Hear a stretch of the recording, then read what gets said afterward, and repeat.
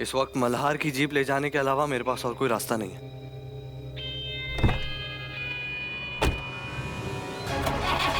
अथर्व मल्हार की गाड़ी लेके कहाँ जा रहा है? इस वक्त अगर मैं अथर्व से पूछूंगी तो वो मुझसे लड़ पड़ेगा और मैं उसका सामना नहीं कर पाऊंगी।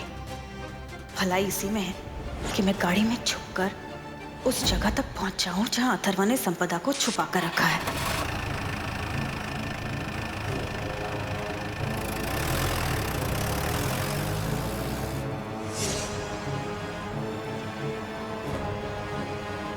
संपदा को कहाँ लेकर जा रहे अथर्व? कहीं पूछने से पहले ही अथर्व संपदा को कुछ करना दे। गणपति बप्पा, संपदा की रक्षा करना। मैंने तुम्हें कहा था ना कि चाहे जो हो जाए हम दोनों एक होकर ही रहेंगे। हाँ, वो बात अलग है कि हमें थोड़ा नाटक जरूर करना पड़ा, लेकिन मुझे ये नहीं पता था कि माई और कल्याणी इतने बेवकूफ निकलेंगे कि उन्हें सच में लगा कि मैंने तुम्हें किडनैप किया।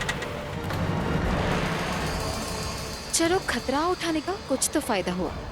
लेकिन तुम्हें पता है मैं कितनी डर गई थी जब तुमने भेजी हुई दाई आने से पहले वो कल्याणी आ गई थी। उसने मेरी डिलीवरी तो करा दी, पर पता नहीं मेरा क्या हो जाता। शपथ संपू, मैं तुम्हें कुछ होने देता क्या?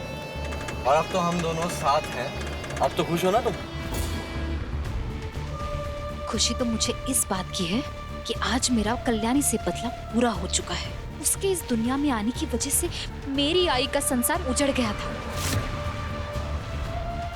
मैं और मेरी आई आओ साहब के टुकड़ों पर पल रहे थे, सिर्फ और सिर्फ कल्याणी की वजह से। लेकिन तुम्हें पता है, आज मैंने उस चिट्ठी में लिख दिया कि तुम्हें और मुझे भगाने में कल्याणी ने ही मदद की है।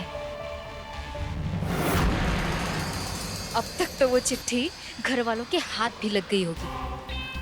तुम देख लेना अथर्व, एक बार वो चिट्ठी पढ़ने के बाद उस घर के दरवाजे कल्याणी के लिए हमेशा हमेशा के लिए बंद हो जाएंगे।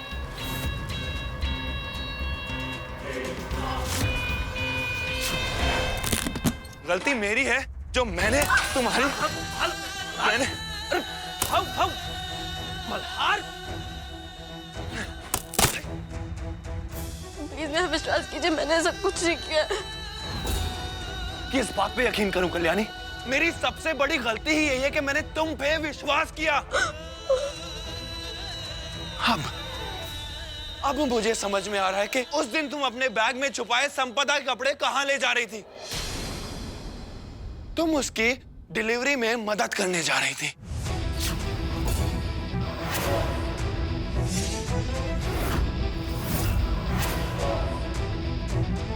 मुझे उसकी सेहत की बहुत चिंता हो रही है। मेरे हिसाब से उसको कल मुंबई से वापस आ जाना चाहिए। लेकिन वो तो मुंबई में ही नहीं है।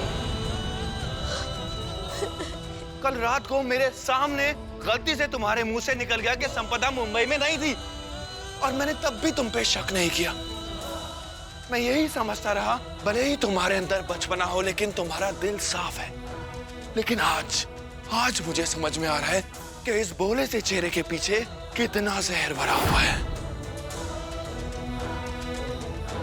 और तो और कल्याणी, ये फोन, तुम्हारे धोखे का सबूत, ये फोन अभी तुम्हारे पास से गिरा तो मैंने डिपार्टमेंट से इसे ट्रैक करवाया, तो मुझे पता लगा कि इतने दिनों से संपदा के जो भी कॉल मुझे आ रहे थे वो मुंबई से थे ही नहीं।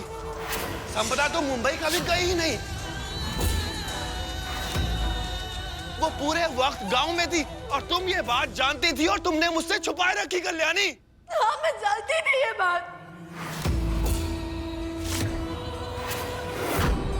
मैं जानती थी कि संपदा गांव में ही है और मुंबई में नहीं। लेकिन अथर्व ने मुझे और आई को धमकी दी थी। अथर्व ने कहा था कि अगर मैंने आपको सच्चाई बताई तो वो संपदा की जान ले लेगा।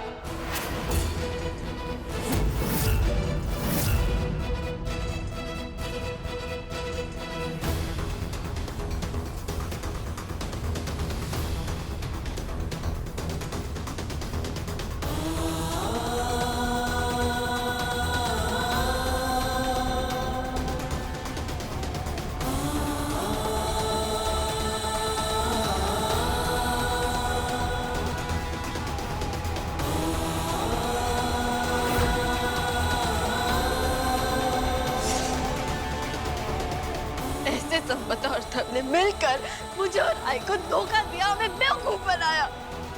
बंद करो अपनी ये बकवास कल्याणी। तुम्हारे मुंह से निकले एक एक झूठ से घिन आ रही है मुझे। क्या लगता है तुम्हें कि मैं ये मान लूंगा कि कल का नए आए लड़के से तुम इतना डर गई कि घर में एक पुलिस वाला होते हुए तुमने घर में किसी को कुछ नहीं बताया?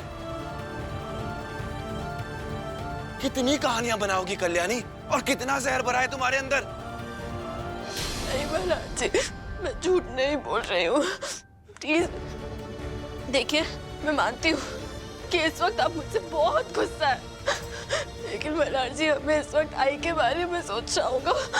अथर्व बहुत खतरनाक है, वो आई को कुछ भी कर देगा, उन्हें तकलीफ पहुंचाएगा। प्लीज आई को ढूंढ लीजिए, प्लीज प्लीज। कल्याणी, यहाँ मेरी जिंदगी तबाह हो रही है और तुम झूठ पे झूठ बोले जा रही हो। साहब, क्या चाहिए पर्चा? पोस्टमैन चिट्ठी दे गया है।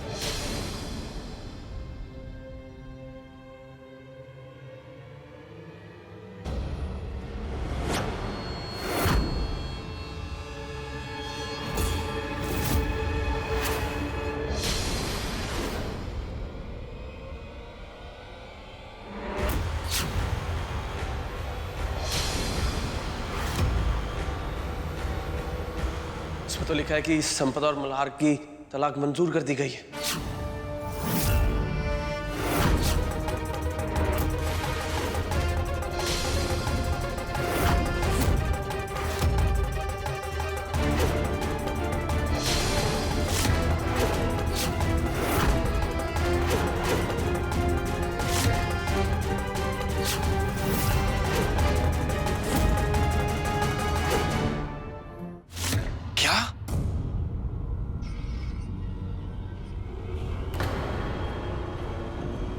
ऐसा कैसे हो सकता है? मैंने किसी डिवोर्स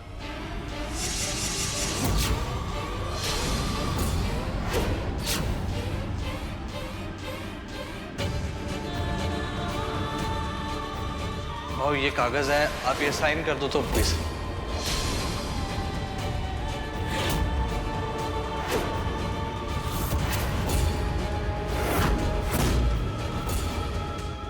ये भी तुम्हारा किया धरा है ना कल्याणी? तुम जानती थी ना इस बारे में? जवाब दो। हाँ, मैं जानती थी।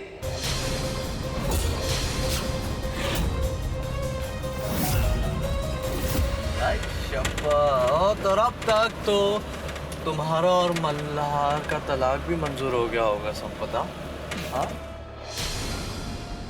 और अब हम दोनों शादी कर हमेशा हमेशा के लिए एक हो जाएंगे।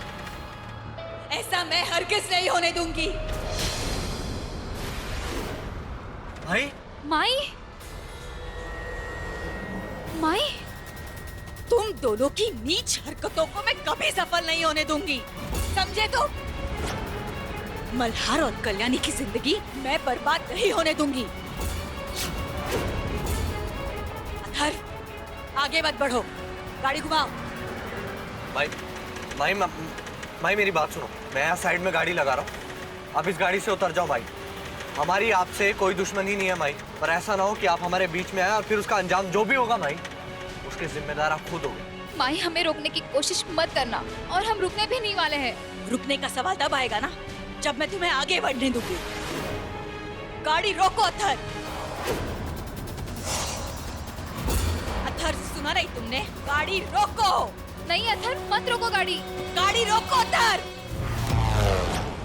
गाड़ी रोको अथर्व। माई, माई क्या कर रही हैं आप? गाड़ी रोक दो अथर्व। भाई एक्सीडेंट हो जाएगा। भाई क्या कर रही हो? गाड़ी रोको। रुक जा।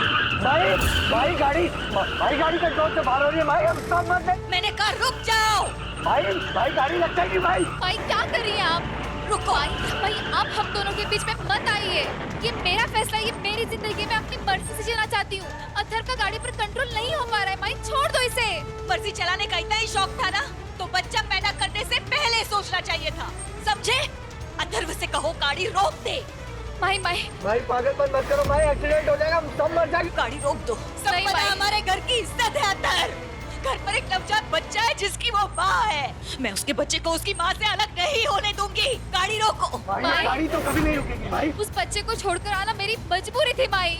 एक बच्चे को अपनी माँ से अलग कर दे, ऐसी कौन सी मजबूरी होती है संपदा? संपदा, तुम्हारा संसार घर पर है। मल्हार और बच्चे के साथ घर चलो। गाड़ी रोको अथर। माई माई भाई चाहे जो मर्जी हो जाए, अपने घर में वापस नहीं जाएंगे।